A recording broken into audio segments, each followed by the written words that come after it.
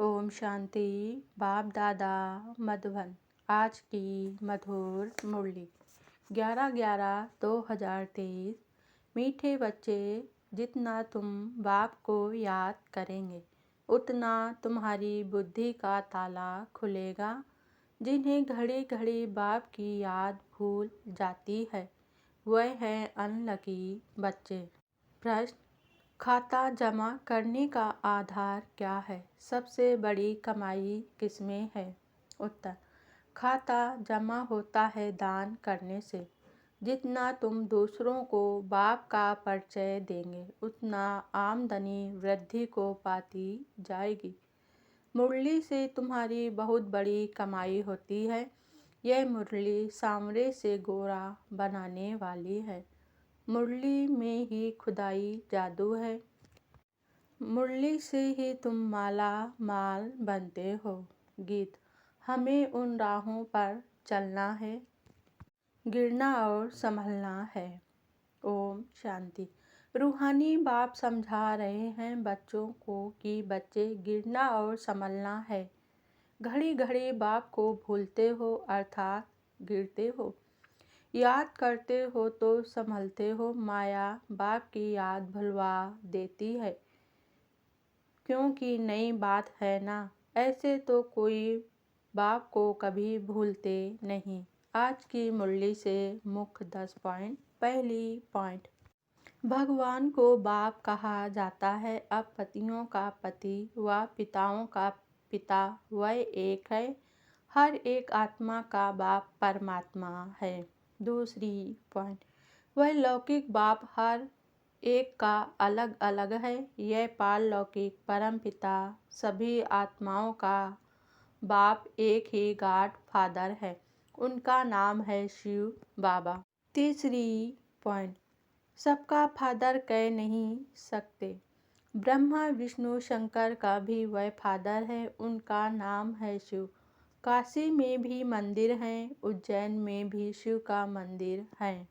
चौथी पॉइंट: तुम जब स्वर्ग में थे तो तुम्हारी आत्मा और शरीर दोनों पवित्र थे। तुम राज करते थे। तुम जानते हो बरोबर हम राज करते थे। हमने पुनर्जन्म लिए। 84 जन्म भोगते भोगते बादशाही गंवा दी। काले से गोरे बन गए। पांचवी पॉइंट: यादव हैं मूसल इन्वेंट करने वाले और कौरव पांडव भाई भाई थे। वह आश्री भाई और यह देवी भाई थे। छठवीं पॉइंट: मनुष्य मंदिर में रहने वाले थे। वह है क्षीर सागर। यह है विषय सागर। यह सब बातें बाप ही समझाते हैं। पढ़ाएंगे तो मनुष्यों को, जानवर को तो नहीं पढ़ाएंगे। सातवीं पॉइंट: बाप समझाते हैं यह ड्रामा बना हुआ है। जैसे साहूकार मनुष्य वैसा फर्नीचर होगा। गरीब के पास ठिक्कर थोबर होगा। साहूकार के पास तो इतने वैभव होंगे। तुम सतयुग में साहूकार बनते हो तो तुम्हारे हीरे जवाहरों के महल होते हैं। आठवीं पॉइंट: पत्थर बुद्धि और पारस बुद्धि कहा जाता है। पत्थर बुद्धि कुछ भी समझते नहीं। सारे दिन में 5 मिनट भी बाप को याद नहीं करते।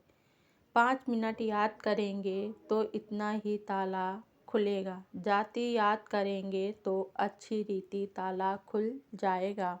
सारा मदार याद पर है। 9वीं पॉइंट: आज दीपावली है। दीपावली पर नया खाता रखते हैं। तुम सच्चे सच्चे ब्राह्मण हो। वह ब्राह्मण लोग व्यापारियों से नया खाता रखाते हैं।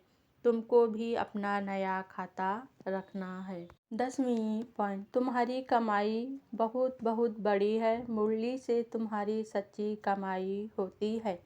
सिर्फ यह मालूम पड़ जाए कि मुरली किसकी है, यह भी तुम बच्चे जानते हो। जो सांवरे बन गए हैं उन्हों को ही गोरा बनाने के लिए मुरली सुननी है। मुरली तेरी में है जादू, खुदाई जादू कहते हैं ना। अच्छा, धारणा के लिए मुख्तार। पहली पॉइंट: अच्छी रीति पढ़ाई पढ़कर स्वयं को तकदीरवान बनाना है। देवता बनने के लिए पक्का ब्राह्मण बनना है। दूसरी पॉइंट, देही बाप को याद करने के लिए देही अभिमानी बनना है। देह को भी भूलने का अभ्यास करना है। वरदान बाबा ने आज दिया, सदा अपने को सारथी और साक्षी समझ देह भान से न्यारे रहने वाले योग युक्त भव। योग युक्त रहने की सरल विधि है सदा अपने को सारथी और साक्षी समझकर चलना। इस रथ को चलाने वाले हम आत्मा सारथी हैं। यह स्मृति स्वतः इस रथ अथवा देह से व किसी भी प्रकार के देह भान से न्यारा बना देती है। देह भान नहीं तो सहज राजयुक्त बन जाते और हर कर्म भी युक्ति युक्त होता है। स्वयं को सारथी समझने से सर्व कर्मेंद्रियां अपने कंट्रोल में रहती हैं। वह किसी भी कर्मेंद्रिय के वश नहीं हो सकते।